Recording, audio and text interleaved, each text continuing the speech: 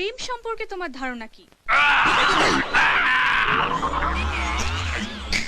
তুমি কি তোমার বন্ধুকে কোনো মেসেজ দিতে চাও? বন্ধু? বন্ধু নয়, কিন্তু আমার একটা শত্রু আছে, তাকে আমি একটা মেসেজ দিতে চাই। এই মাদুর মা!